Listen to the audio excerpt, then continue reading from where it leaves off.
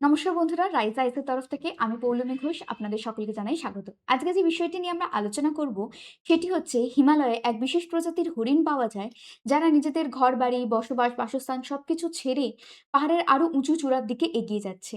আজকে আমরা এই ভিডিওটি থ্রু জানবো কেন এগিয়ে যাচ্ছে এবং কোন এই প্রজাতির হরিণ তা বিষয়ে আমরা আজকে একটু জেনে নেব। প্রথমে যে বিষয়টি আমরা জেনে নেব সেটি হচ্ছে এই প্রজাতির হরিণের বিষয়। আচ্ছা, এই হরিণটি আর কিছুই না, মাস্ক ডিয়ার। এই মাস্ক ডিয়ার আমরা না জানলেও কিন্তু আমরা শুনেছি নামটা কস্তুরী মৃগ। এটি পাওয়া যায় কোথায়? এই যে কস্তুরী মৃগ আমি দেখুন মার্ক করছি, এই অঞ্চলটিতে কস্তুরী মৃগ কিন্তু ভারতে পাওয়া যায়।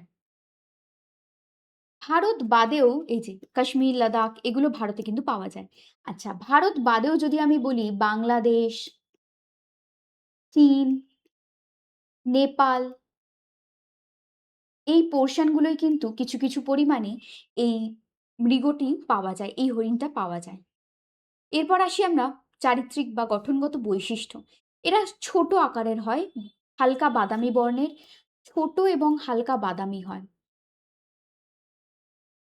আচ্ছা, পুরুষ আর মহিলার মধ্যে এদের যে হরিণ, পুরুষ হরিণ, মহিলা হরিণের মধ্যে একটা গুরুত্বপূর্ণ পার্থক্য আছে।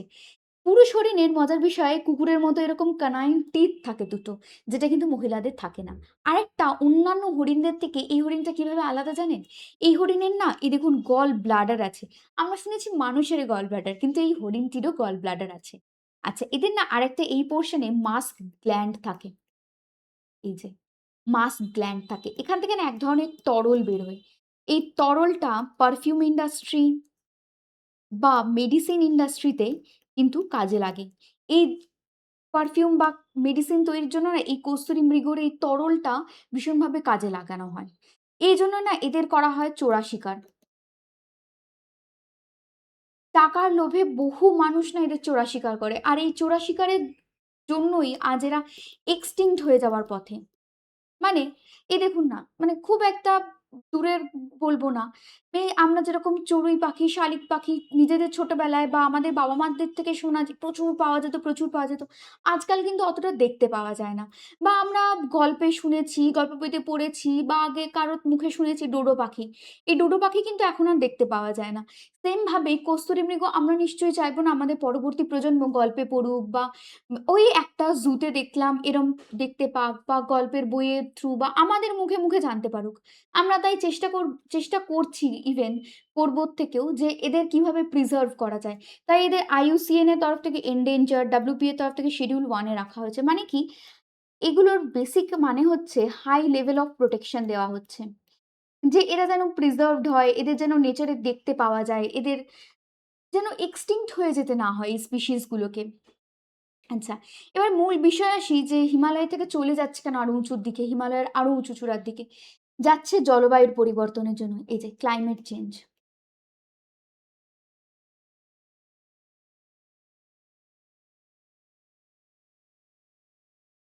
Sorry for the interruption.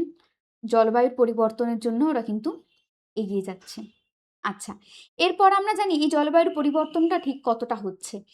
Major factors কি, কি? টেম্পারেচার বেড়ে যাচ্ছে, বৃষ্টিপাতের ধরন বদলে যাচ্ছে, আমরা গাছ কেটে ফেলছি। তার জন্য গাছপালা কি এদের না চোরা শিকারীদের হাত থেকে লোকাতে ভীষণ হেল্প করে। কিন্তু আমরা সেই গাছগুলো কেটে ফেলতে তারা কিন্তু সেই সুযোগটা আর পাচ্ছে না। আচ্ছা, এইজন্য হ্যাবিটেট লস হচ্ছে, খাবার কমে যাচ্ছে, বাসস্থান কমে যাচ্ছে, যেগুলো বেসিক নিডস সেগুলো কিন্তু কমে যাচ্ছে। তাই জন্য এদের প্রবলেম হচ্ছে এরা পাচ্ছে না, এরা আরো উঁচু চূড়ার দিকে যাচ্ছে যেখানে গাছ কিছুটা আছে, যেখানে খাদ্যের যোগান কিছুটা আছে যাতে তারা সেই জায়গায় পেতে পারে, টেম্পারেচারটা ঠিকঠাক পেতে পারে। এজন্য ওরা উপরের দিকে আরো এগিয়ে যাচ্ছে।